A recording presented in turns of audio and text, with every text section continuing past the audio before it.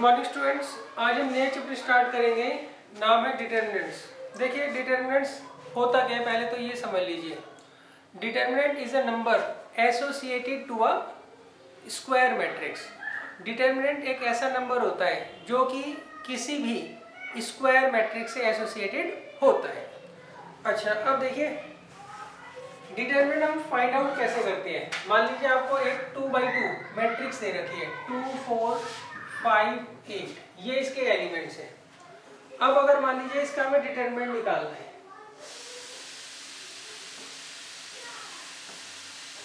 इस मैट्रिक्स को मैं मान लेता हूँ A। तो जब हम इसका डिटर्मिनेंट निकालेंगे तो हम ऐसे पहले A लिखेंगे और उसके साइड में दो पैरेलल लाइंस लगा देंगे। क्लियर है? तो ये हो गया डिटर्मिनेंट ऑफ A, से हम पढ़ेंगे। और यहाँ पर भी ये जो एलिमेंट्स हैं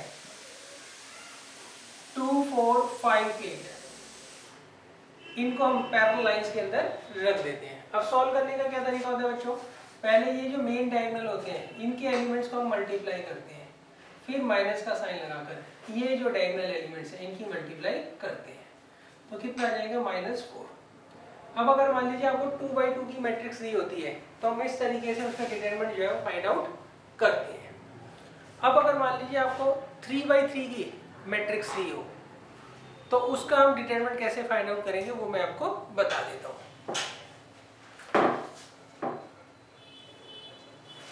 देखिए मान लीजिए आपको 3x3 की मैट्रिक्स दे रखी है, 2 -1 -2 0 2 -1 3 -5 0। इसका मान लीजिए आपको डिटरमिनेंट जो है फाइंड आउट करना है। देखिए 2x2 का तो बहुत आसान तरीका है। सही, ए आपको एक मैट्रिक्स दे रखी है, उसके 4 एलिमेंट दे रखे हैं, 2x2 की आपको मैट्रिक्स दे रखी है। अब आपको क्या करना है, इसका डिटरमिनेंट फाइंड आउट करना है। तो डिटरमिनेंट ऑफ ए के लिए हम क्या करेंगे, ये जो एलिमेंट्स दे रखे हैं, नंबर्स दे रखे हैं, इनके बाहर हम क्या करेंगे, पैरेलल लाइंस लगा देंगे इस तरीके से। सॉल्व करने का तरीका, क्रॉस मल्टीप्लाई करेंगे। पहले जो मेन डायगोनल्स है, मेन डायगोनल के जो एलिमेंट्स हैं उनको मल्टीप्लाई करते हैं, फिर बीच में माइनस का साइन लगाते हैं और फिर इन दूसरा जो डायगोनल होता है, एलिमेंट्स होती है, उनको मल्टीप्लाई करते हैं। क्लियर है? अच्छा, अब अगर मान लीजिए 3x3 की मैट्रिक्स आपको दे रखी है, इस मैट्रिक्स का नाम दे दिया इन्होंने B। अब आपको इसका डिटरमिनेंट फाइंड आउट करना है। तो देखिए हम पहले डिटरमिनेंट का साइन लगाएंगे। अब जब भी आपको डिटरमिनेंट फाइंड आउट करना है तो हम क्या करते हैं, अपनी तरफ से पहले से ही एक रो या कॉलम को क्या करते हैं, सेलेक्ट कर लेते हैं। सही, मान लीजिए आपको इस रो के अलोंग जो है डिटरमिनेंट फाइंड आउट करना है, इस रो का यूज करके डिटरमिनेंट फाइंड आउट करना है। तो कैसे करेंगे, हम पहले ये जो एलिमेंट लेते हैं इसको इसके डिटरमिनेंट से मल्टीप्लाई करते हैं। सही, इस एलिमेंट के कॉरेस्पॉन्डिंग डिटरमिनेंट हम कैसे बनाएंगे, हम इसकी कॉलम और रो को ढक देंगे। तो बचेगा 2 -1 -5 0। अब इस वाले का साइन चेंज कर देते हैं तो +1 आएगा, तो इसका रो और कॉलम ढक देंगे, 0 -1 3 0। और लास्ट एलिमेंट दे रखा है -2, इसका रो और कॉलम ढक देंगे, 0 2 3 और -5। तो अब देखिए ये आएगा 0 -5 0 +3 0 -6, तो ये आगे -10 +3 +12, तो ये आ जाएगा बच्चों 5। तो इसका डिटरमिनेंट आ जाएगा बच्चों 5। तो एक बार आप दोबारा से रिवाइज कर लीजिए कि हम किस तरीके से डिटरमिनेंट फाइंड आउट करते हैं।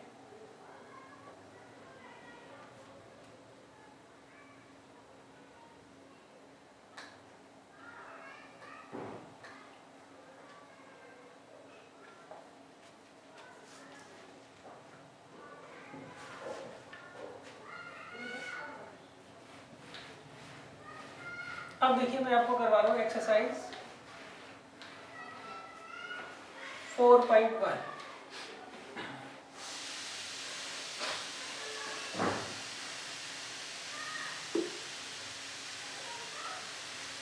इसका बच्चों मैं आपको क्वेश्चन नंबर 2 करवा रहा हूँ एक्सरसाइज 4.1 का, पहला आप खुद कर लीजिएगा।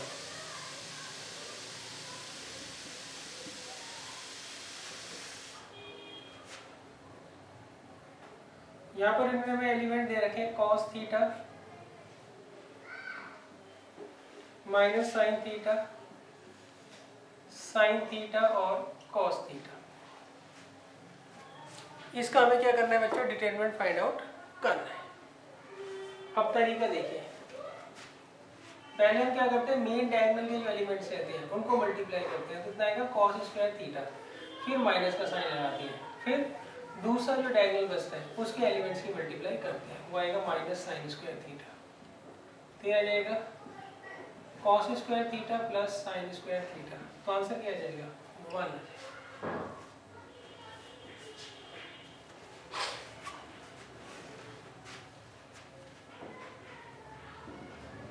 सेकेंड पार्ट देखिए,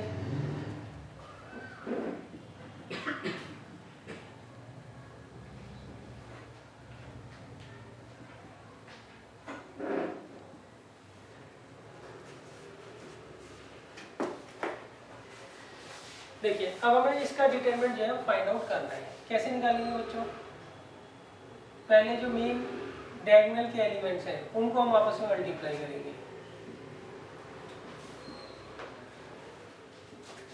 फिर माइनस का साइन, और फिर जो बच गया होता है डायगोनल, दूसरा जो डायगोनल होता है जो मेन डायगोनल नहीं होता है उसके एलिमेंट्स को क्या करते हैं, मल्टीप्लाई करते हैं। इसको इससे मल्टीप्लाई करेंगे, माइनस का साइन लगाएंगे, इसको इससे मल्टीप्लाई करेंगे।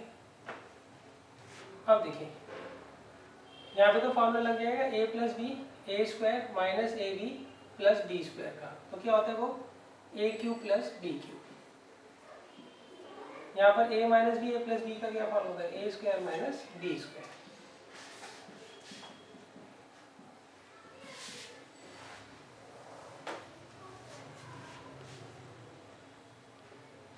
तो ये बच्चों आंसर आ जाएगा।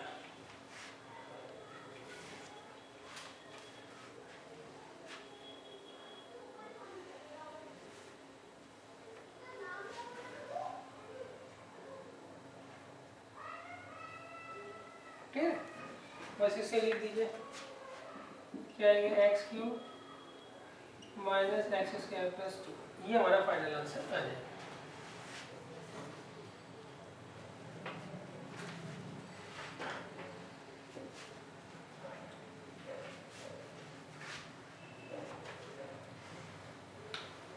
अब देखिए नेक्स्ट है क्वेश्चन नंबर 3।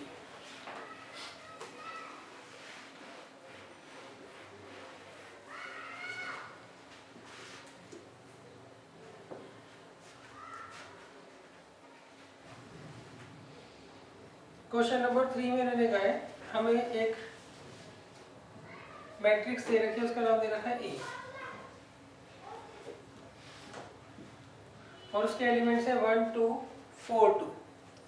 अब हमें प्रूव करना है कि 2a का जो डिटरमिनेंट होगा वो किसके बराबर होगा, 4 टाइम्स होगा डिटरमिनेंट ऑफ a के।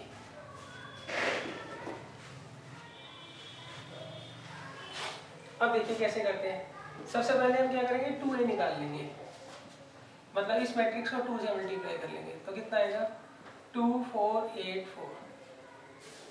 अब हम इसका डिटरमिनेंट फाइंड आउट कर लेते हैं, तो आएगा 2 4 8 4। ठीक है, तो ये कौन सी साइड हो जाएगी, लेफ्ट हैंड साइड हो जाएगी। तो कितना आ जाएगा 8 माइनस 32, तो कितना आ जाएगा माइनस 24। अब हम लेते हैं बच्चों राइट हैंड साइड, यहाँ में देखा है 4 इंटू डिटरमिनेंट ऑफ ए।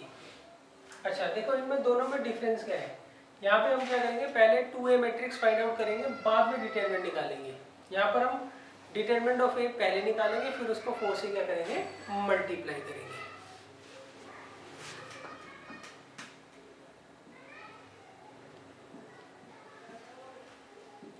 अब देखिए इसे क्रॉस मल्टीप्लाई करेंगे 2 और इसकी करेंगे क्रॉस मल्टीप्लाई 8, तो 4 इंटू माइनस 6 कितना आ जाएगा माइनस 24।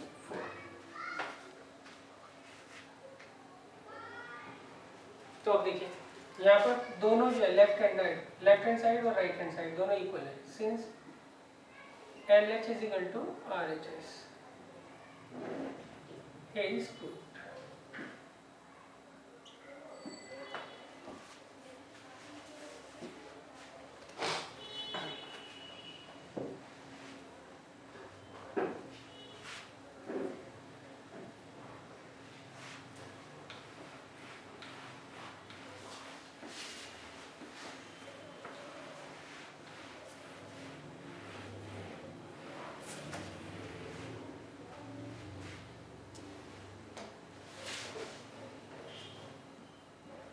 देखिए क्वेश्चन नंबर 4 में इन्होंने कहा है हमें यहाँ पर एक मैट्रिक्स दे रखी है, उसके एलिमेंट्स हैं 1 0 1 0 1 2 0 0 4 और हमें प्रूव करना है डिटरमिनेंट ऑफ 3a किसके बराबर होगा, 27 टाइम्स के बराबर होगा डिटरमिनेंट ऑफ a की। तो बच्चे देखिए सबसे पहले हम क्या करते हैं 3a फाइंड आउट करेंगे। कैसे फाइंड आउट करेंगे बच्चों, जो आपको मैट्रिक्स a दे रखी है इसे हम 3 से मल्टीप्लाई कर लेंगे तो कितना आएगा 3 0 3 0 3 6 0 0 12। अब हम क्या करेंगे बच्चों, इसका डिटरमिनेंट फाइंड आउट कर लेंगे।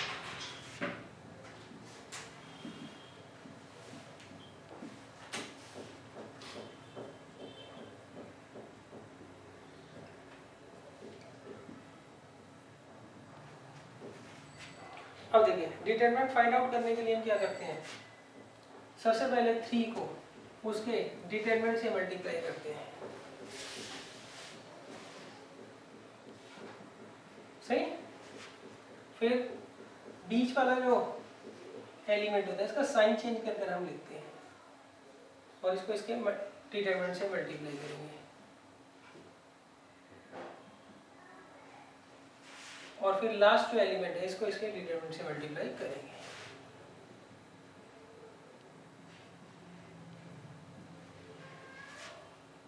तो ये आ जाएगा बच्चों 3 36, ये 0 ये 0, तो ये आ जाएगा 108।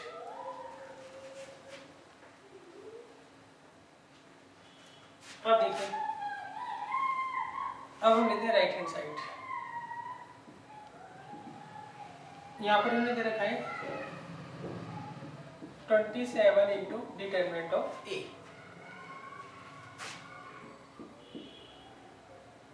अब देखिए a का डिटरमिनेंट हम फाइंड आउट करेंगे 3 0 3 0 3 6 0 0 12। यहाँ 27 है बच्चों। अब कैसे करेंगे देखिए, हम फर्स्ट रो के अलोंग एक्सपेंड करते हैं तो पहले एलिमेंट को हम क्या करेंगे, इसको इसके डिटरमिनेंट से मल्टीप्लाई करेंगे, बीच वाले का साइन चेंज कर देंगे और उसको उसके डिटरमिनेंट से मल्टीप्लाई करेंगे और लास्ट वाले एलिमेंट को उसके डिटरमिनेंट से मल्टीप्लाई कर देंगे।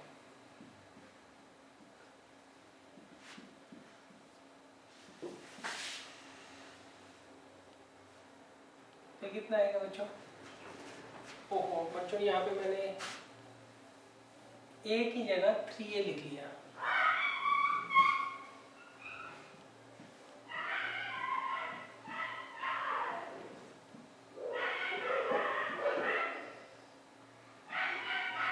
अब देखिए 1 को हम क्या करेंगे, इसके डिटरमिनेंट से मल्टीप्लाई करेंगे, इसका साइन चेंज करके उसको उससे डिटरमिनेंट से मल्टीप्लाई करेंगे और 1 को उसके डिटरमिनेंट से मल्टीप्लाई करेंगे।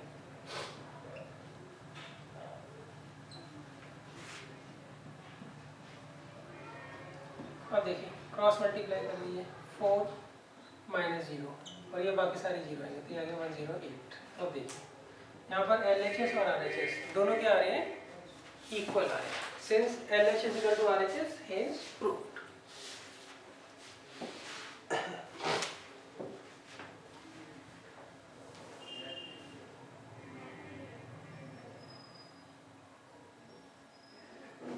अब देखिए बच्चों क्वेश्चन नंबर 5 6, ये आप खुद कर लीजिएगा, मैं आपको 7 और 8 करवा रहा हूँ अभी क्वेश्चन, सही।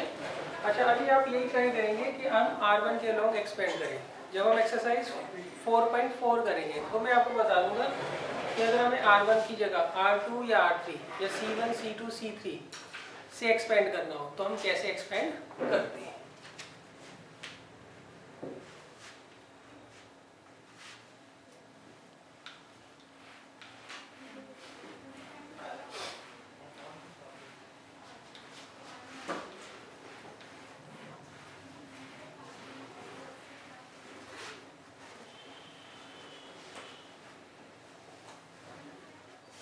अब देखिए क्वेश्चन नंबर 7 में इन्होंने क्या दिया है।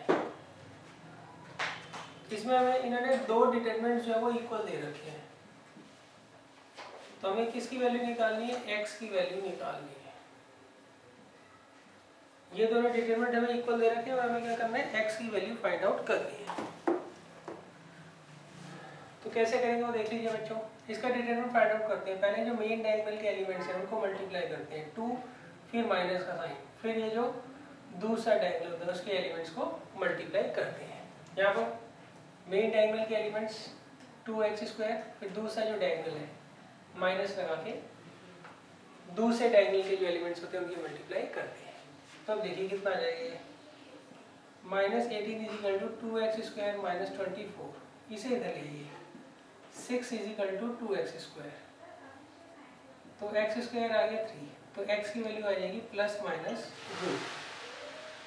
तो बच्चे यहाँ पे x की वैल्यू क्या आएगी, वो आएगी ±√।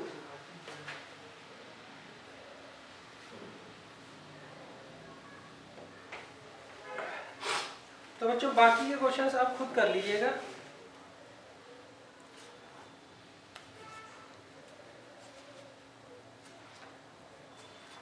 सही।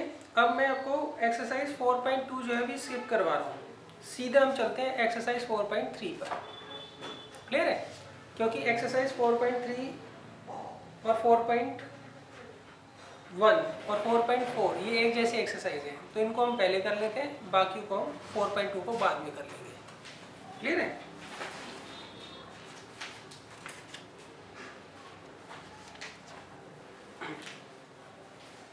अब देखिए एक्सरसाइज 4.3,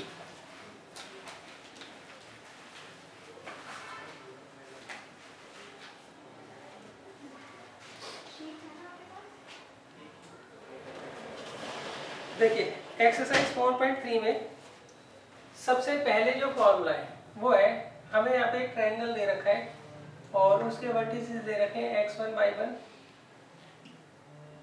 P के x2, y2, B जो पॉइंट है उसके कोऑर्डिनेट्स हैं x2, y2 और C जो वर्टेक्स है उसके कोऑर्डिनेट x3, y3 है। मान लीजिए आपको एक ट्रायंगल दे रखा है ABC।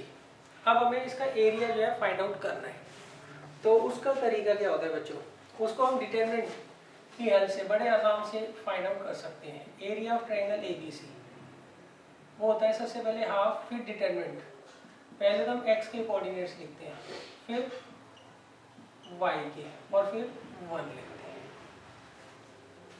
क्लियर है। मान लीजिए आपको एक ट्रायंगल दे रखा है, उसके 3 वर्टिसेस हैं A, B एंड C।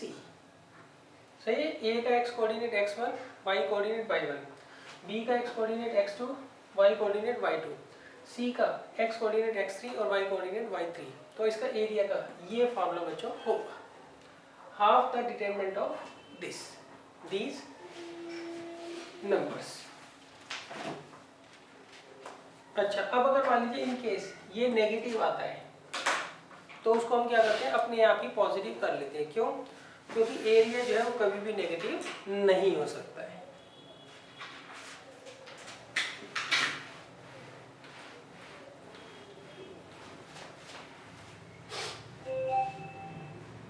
अब देखिए क्वेश्चन नंबर 1 का फर्स्ट पार्ट, इसमें उन्होंने कहा है find the area of the triangle with vertices at the given point. सही। पहले पार्ट में आपको जो वर्टिसेस दे रखे हैं वो दे रखे हैं 1,0, 6,0 एंड 4,3। हमें एक ट्रायंगल दे रखा है उसके तीनों वर्टिसेस हमें गिवन है। अब हमें क्या करना है, इसका एरिया फाइंड आउट करना है। तो देखिए एरिया ऑफ ट्रायंगल का क्या फॉर्मूला होता है, वो होता है half the determinant of x1 x2 x3 y1 y2 y3 फिर 1 1 1। इसे हम क्या करेंगे, सॉल्व करेंगे तो हमारा एरिया जो है इजीली निकल आएगा। तो देखिए हाफ, हम इसके अलोंग एक्सपेंड करते हैं तो हम क्या करेंगे, 1 को उसके डिटरमिनेंट से मल्टीप्लाई करेंगे। वो डिटरमिनेंट कैसे निकलेगा, रो और कॉलम को हम क्या करेंगे, ढक लेंगे।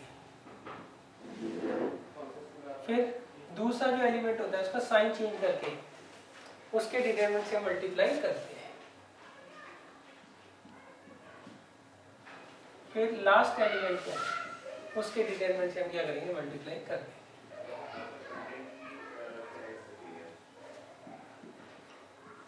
तो देखिए ये आएगा 0 -3, ये तो 0 ही है, ये आएगा 18 -0, तो ये आ गया -3 + 15 18 सॉरी, तो आएगा 15/2 दैट इज 17.5 यूनिट स्क्वायर। ये आंसर आ जाएगा बच्चों।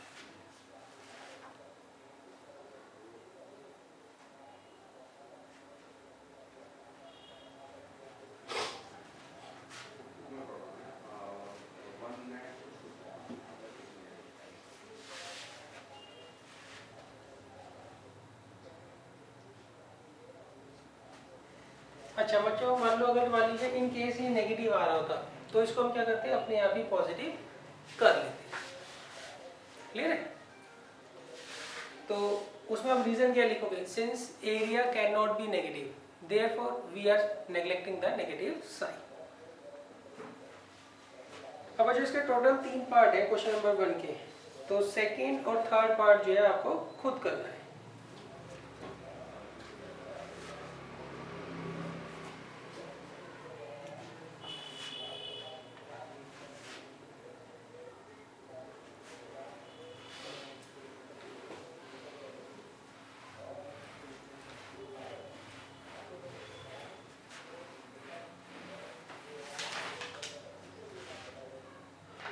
अब देखिए क्वेश्चन नंबर 2, इसमें लगा show that points A, B and C are collinear. देखिए यहाँ पर हमें प्रूव करना है, ये हमें 3 पॉइंट्स दे रखे हैं, तो हमें प्रूव करना है ये तीनों पॉइंट्स क्या है, कोलिनियर है।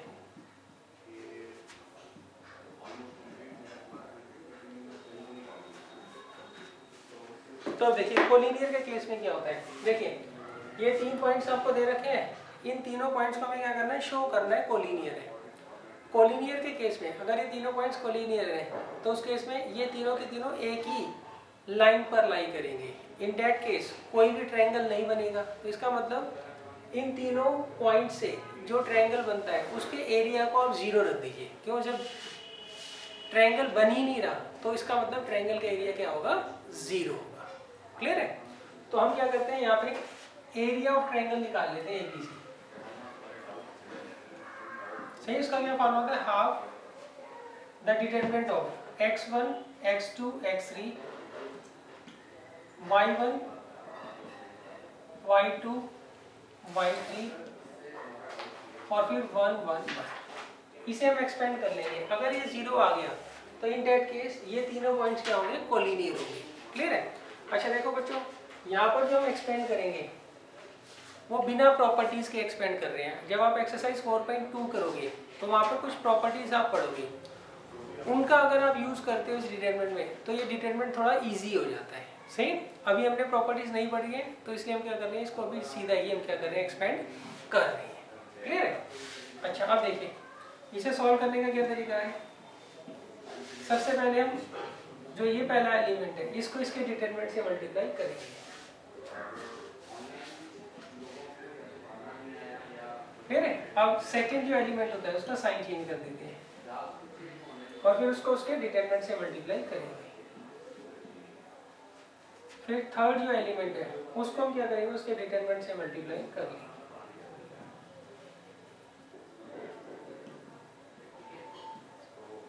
क्लियर है? तो ये आ जाएगा 1/2 ए, ये इधर चला जाएगा c प्लस ए, इसको इधर ले जाएंगे माइनस ए माइनस बी,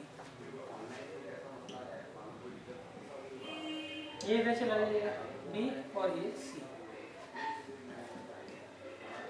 ये इधर चला जाएगा A B plus B square minus C square plus A C.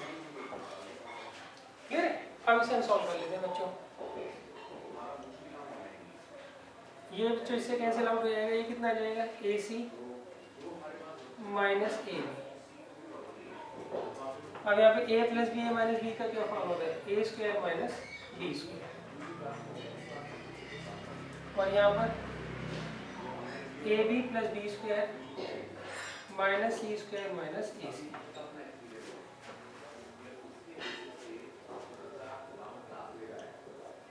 ये आएगा A C minus A B minus B square plus C square minus A B minus B square plus C square plus A C.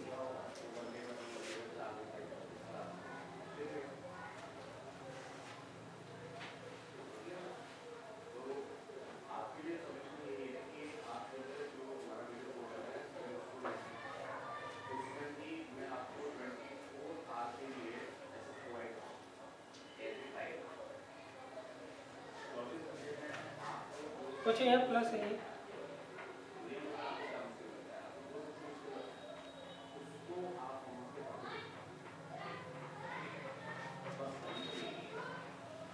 ये इससे cut जाएगा, ये इससे cut जाएगा, ये इससे कट जाएगा बच्चों, और ये इससे कट जाएगा। तो अब देखिए, since area of triangle ABC क्या आ रहा है, 0 आ रहा है, तो इसका मतलब ये तीनों के तीनों पॉइंट्स क्या होंगे, कोलिनियर होंगे।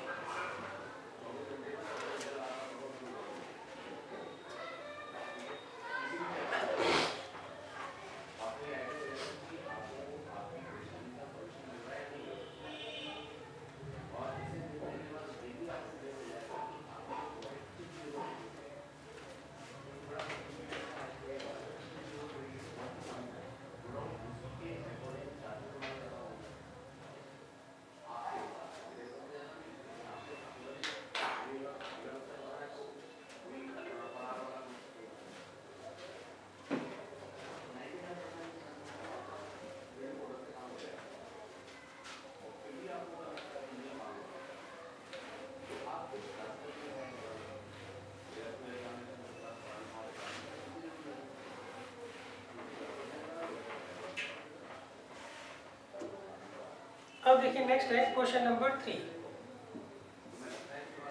देखिए क्वेश्चन नंबर 3 में रखा है find the values of K if the area of the triangle is 4 unit square and vertices are. देखिए क्वेश्चन नंबर 3 के दो पार्ट्स हैं। पहले पार्ट में लिखा है आपको एक ट्रायंगल दे रखा है और उसके तीनों वर्टिसेस हमें गिवन है।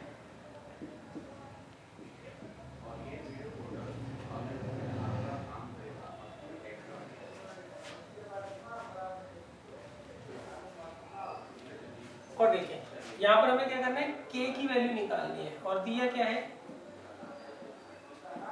एरिया ऑफ ट्रायंगल ABC, ये किसके बराबर दे रखा है, 4 यूनिट स्क्वायर के बराबर दे रखा है। तब देखिए एरिया ऑफ ट्रायंगल क्या होता है, half the determinant of x1 x2 x3 y1 y2 y3 और 1 1 1। ये किसके बराबर दे रखा है बच्चों, 4 की। अच्छा, इस 4 की जगह ना हम प्लस माइनस 4 लगाएंगे, उसका रीजन मैं अभी आपको थोड़ी देर में बता दूंगा। अब देखिए इसे सॉल्व करते हैं। k को क्या करेंगे हम, उसके डिटरमिनेंट से मल्टीप्लाई कर देंगे, इसका साइन चेंज करेंगे और इसको इसके डिटरमिनेंट से मल्टीप्लाई कर देंगे। अब 1 को उसके डिटरमिनेंट से मल्टीप्लाई कर देंगे, ये इधर चला जाएगा, ये आएगा k 0 - 2, ये 0 ही है, और plus 8 is equal two plus minus 4।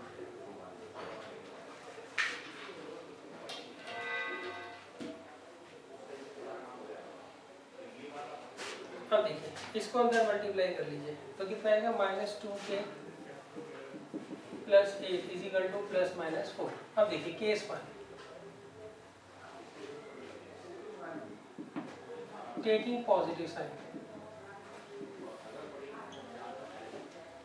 तो -2k प्लस 8 किसके बराबर है? 4k। इसको इधर ले आइए -4, तो k की वैल्यू आ जाएगी 2।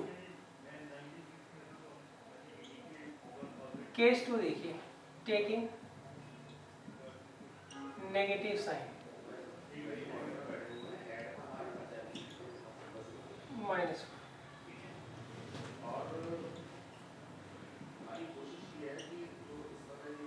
तो k कितना आएगा? 6।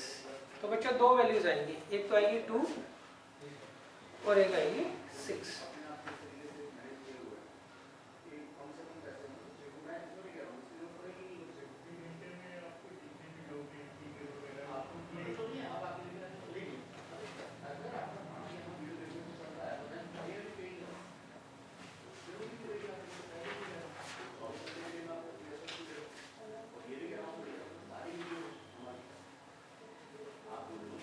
बच्चों ये 2 से हमने मल्टीप्लाई की तो 8 आएगा।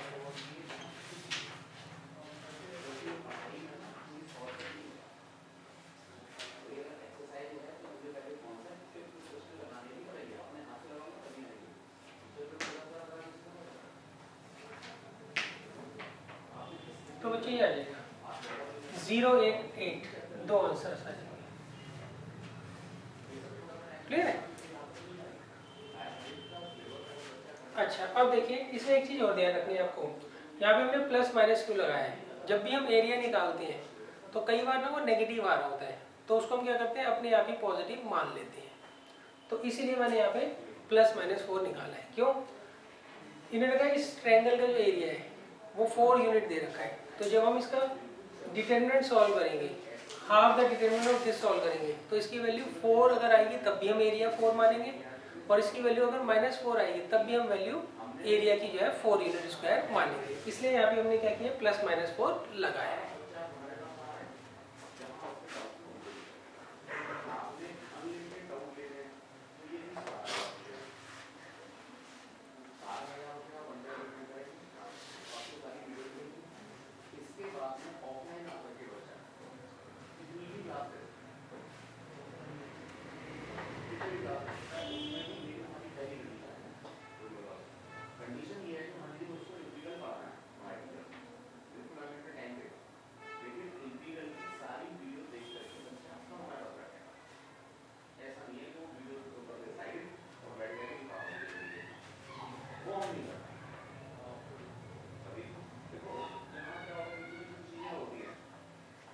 बच्चों इसका सेकंड पार्ट आपको खुद करना है।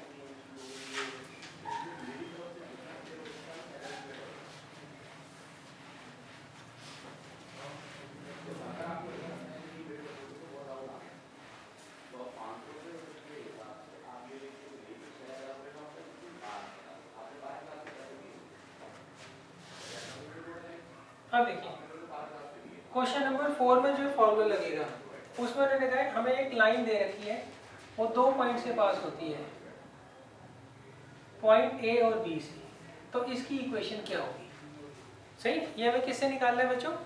डिटरमिनेंट के तरीके से इसका लाइन की इक्वेशन निकालनी है।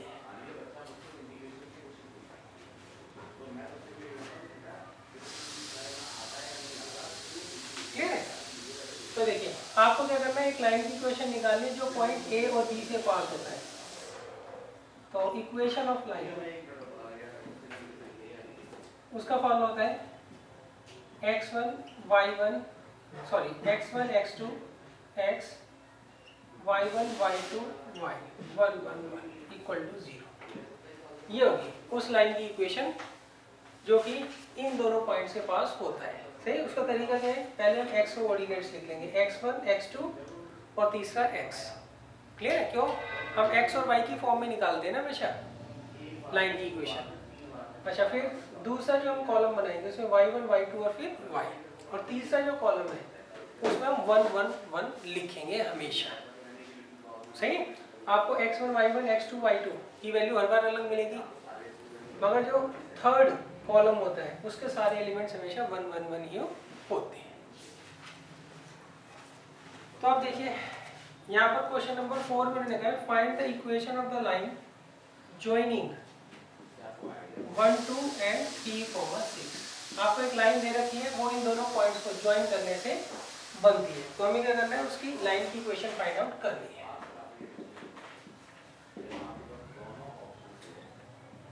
तो देखिए equation of line A B, ये कैसे निकालेंगे हम? डिटरमिनेंट, ये x1 ये x2 फिर x, और दूसरी रो में y1 y2 और फिर y और फिर 1 1 1 इक्वल टू 0। ये होगी बच्चों लाइन की इक्वेशन। अब इसे हम सॉल्व कर देते हैं। 1 को क्या करेंगे, उसके डिटरमिनेंट से मल्टीप्लाई करेंगे, इसका साइन चेंज कर देंगे और इसको इसके डिटरमिनेंट से मल्टीप्लाई करेंगे। 1 को उसके डिटरमिनेंट से मल्टीप्लाई करेंगे।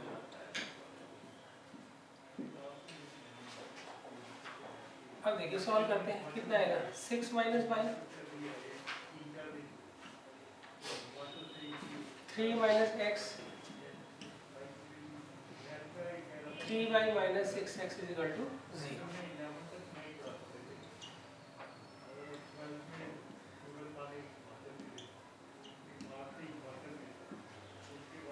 अब देखिए कितना आएगा, ये प्लस का 2y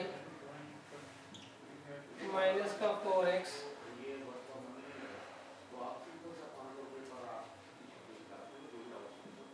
अब देखिए 2 से डिवाइड कर दीजिए,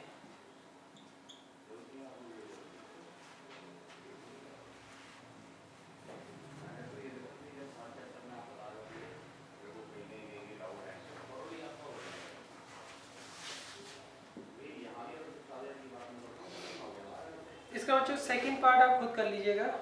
और क्वेश्चन नंबर 5 जो है वो क्वेश्चन नंबर 3 की तरह है। तो बच्चों क्वेश्चन नंबर 5 जो है वो भी आप खुद ही कर लेंगे।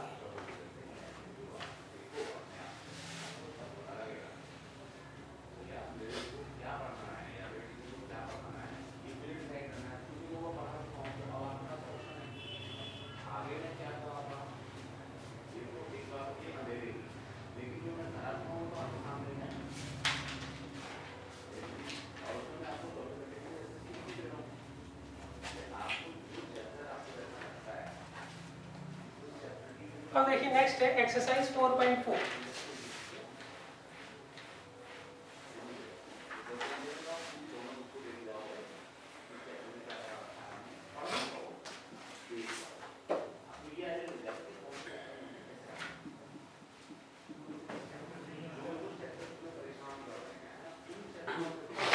देखिए एक्सरसाइज 4.4 में जो आपको क्वेश्चन नंबर 1 और 2 दे रखे हैं, इनमें हमें माइनर और कोफैक्टर्स निकालने हैं। तो देखिए माइनर और कोफैक्टर क्या होते हैं, पहले तो वो मैं आपको समझा देता हूँ।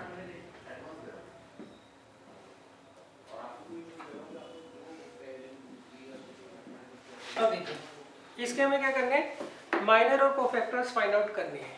सही, तो हम क्या करते हैं, इसमें 4 एलिमेंट है तो 4 ही माइनर निकलेंगे और 4 ही कोफैक्टर निकलेंगे। क्लियर है? माइनर जो होता है उसे हम m से रिप्रेजेंट करते हैं। इस एलिमेंट की जो पोजीशन होती है वो होती है a11, तो इसके कॉरस्पॉन्डिंग जो माइनर होगा उसे हम लिखेंगे m11 और उसको निकालने का तरीका, इसकी रो और कॉलम ढक देंगे, तो जो एलिमेंट बच जाएगा वो इसका माइनर होगा। क्लियर है? ये एलिमेंट होता है a12, तो इसका जो माइनर निकलेगा उसे हम लिखेंगे m12, उसके लिए हम इसका रो और कॉलम ढक देते हैं, तो बचा g। क्लियर है? ये एलिमेंट है m21, तो इसके कॉरस्पॉन्डिंग जो माइनर निकलेगा वो m21 होगा, उसके लिए हम इसकी रो और कॉलम ढक देंगे, तो बचा कितना -4। ये एलिमेंट है a22, इसके कॉरस्पॉन्डिंग जो माइनर होगा वो होगा m22, उसके लिए हम इसकी रो और कॉलम ढक देंगे, तो कितना आएगा 2। तो ये बच्चों माइनर्स हो गए इसके डिटरमिनेंट के। सही। अब जो कोफैक्टर्स होते हैं वो हम इसी से ही निकालते हैं, माइनर से ही हम कोफैक्टर्स को फाइंड आउट कर लेते हैं। कोफैक्टर्स के लिए हम क्या करते हैं बच्चों, कैपिटल A का यूज करते हैं। तो इस एलिमेंट के कोरस्पॉन्डिंग जो कोफैक्टर होगा वो होगा A11। उसके लिए हम क्या करते हैं, ये देखते हैं कि यहाँ पर जो I और J की पोजीशन का जो सम है वो ऑड है या इवन है, ये पहले देख लेते हैं। अगर ये इवन है तो ये ही इसका कोफैक्टर होगा। अब देखिए इसके कोरस्पॉन्डिंग अगर हमें कोफैक्टर निकालना है तो यहाँ पर जो ऑड है, यहाँ पे जो सम है I और J का वो ऑड है, तो इसका हम साइन चेंज करेंगे। तो जीरो का तो साइन चेंज होता नहीं है, इसलिए इसका जीरो ही कोफैक्टर आएगा। अब देखिए इसके कोरस्पॉन्डिंग जो कोफैक्टर हम निकालेंगे वो होगा A21। उसके लिए देखिए I और J की जो पोजीशन है इनका सम जो है ऑड है, तो इसका हम साइन चेंज करेंगे बच्चों। ऑड होता है तो साइन चेंज कर देते हैं, तो आएगा 4। अब M22 के कोरस्पॉन्डिंग जो हमें कोफैक्टर दिया होगा वो होगा कैपिटल A22। अब इनका सम कितना है बच्चों, इवन है। I और J की पोजीशन का सम इवन है, तो इसका आंसर 2 ही आएगा।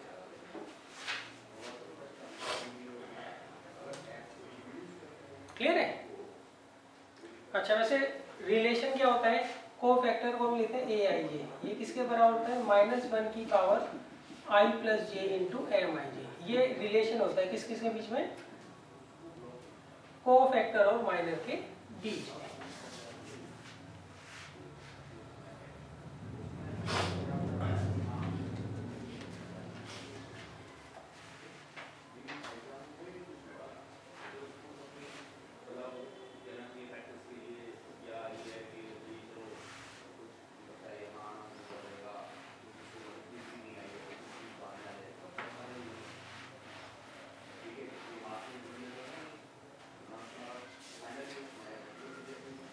क्वेश्चन नंबर 2 देखिए, यहाँ पर हमें एक 3/3 का डिटरमिनेंट दे रखा है।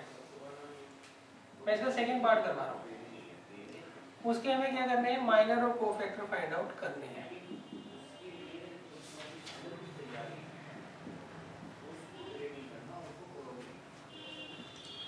अब देखिए कैसे करेंगे। सबसे पहले ये एलिमेंट आपको दे रखा है A11, इसके कॉरेस्पॉन्डिंग जो कोफैक्टर होगा उसे हम लेंगे कैपिटल A1। सही। अब इसके कॉरेस्पॉन्डिंग जो कोफैक्टर होगा, सॉरी माइनर जो होगा, पहले हम माइनर फाइंड आउट करते हैं। वो होगा M11। उसे निकालने के लिए हम क्या करते हैं बच्चों, इसकी रो और कॉलम ढक देते हैं। तो आएगा 5, जो एलिमेंट बच जाते हैं वो हम यहाँ लिख देते हैं। हम इसका डिटरमिनेंट फाइंड आउट कर लेंगे। कितना आएगा, 10 -, +1, ये ले आए। सही।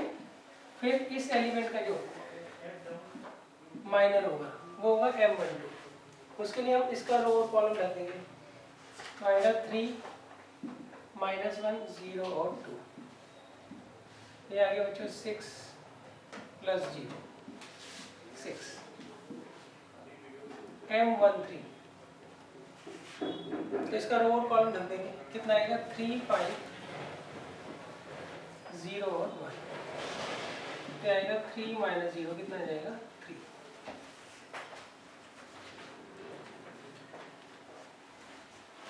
अब देखिए नेक्स्ट है M21। तो ये जो एलिमेंट है A21 है, इसके कॉरेस्पॉन्डिंग जो माइनर होगा वो होगा M21। इसके लिए हम इसका कॉलम और रो ढक देंगे।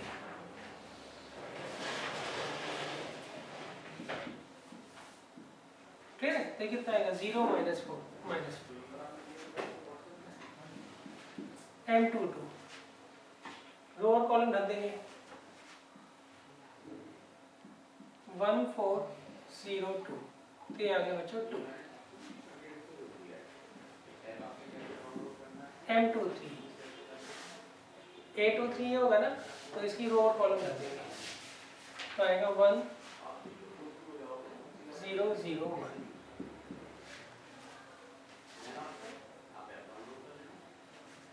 अब देखिए नेक्स्ट है M31। तो ये A31 है, इसका रो और कॉलम रख दीजिए। तो आएगा -20। M32 रो और कॉलम रख दीजिए। तो आएगा -1, -12। M33, इसका रो और कॉलम रख दीजिए।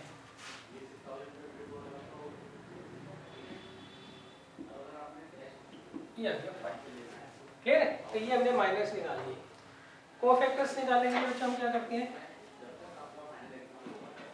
यहाँ पे आई और जे क्या है 1 1, इनका सम होता है इवन, तो यही आंसर आएगा। इसके माइनर और कोफैक्टर क्या होंगे, दोनों सेम होंगे। यहाँ पर माइनर के आई और जे का सम कितना है 3, 3 होता है ऑड, तो इसका साइन चेंज कर देंगे। यहाँ पर इवन है तो एज इट इज। यहाँ पर आई और जे का पोजीशन का जो सम है वो ऑड है तो साइन चेंज। यहाँ पर इवन है तो सेम, यहाँ पर ऑड है तो साइन चेंज, यहाँ पर इवन है तो एज इट इज, यहाँ पर ऑड है तो साइन चेंज, यहाँ पर इवन है तो सेम। क्लियर है? तो ये है बच्चों माइनर एंड कोफैक्टर्स।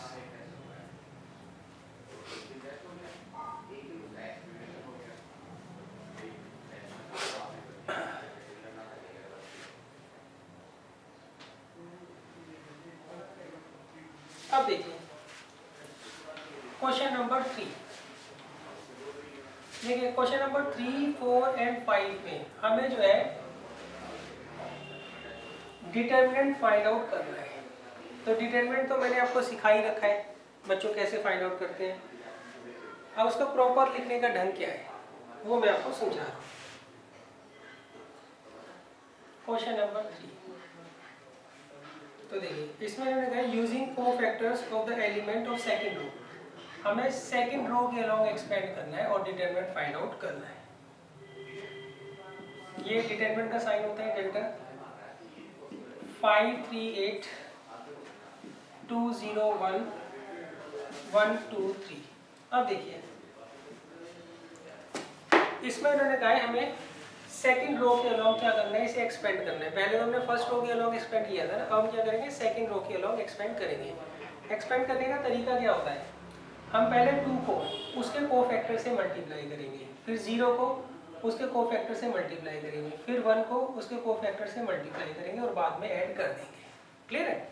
मान लीजिए मैं R1 के अलोंग एक्सपेंड करूँगा, लेट करो पहले एक्सपेंडिंग अलोंग R1, सही। तो डिटरमिनेंट किसके बराबर आएगा, इस एलिमेंट को क्या बोलता हूँ मैं A11, इसको इसके कोफैक्टर से मल्टीप्लाई करूँगा, प्लस इस एलिमेंट को क्या बोलते हैं A12, इसको इसके कोफैक्टर से मल्टीप्लाई करूँगा, फिर A13, इसको इसके कोफैक्टर से मैं मल्टीप्लाई करूँगा। ये आ गया डिटरमिनेंट, सही। अब अगर मान लीजिए मैं R2 के अलोंग एक्सपेंड करता हूँ, तो उस केस में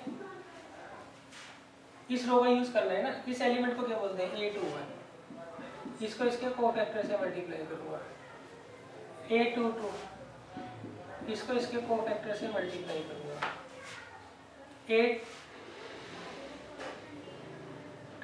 इसको इसके कोफैक्टर से मल्टीप्लाई करूँगा। क्लियर है? अब अगर मान लीजिए मुझे R3 के अलोंग एक्सपेंड करना है,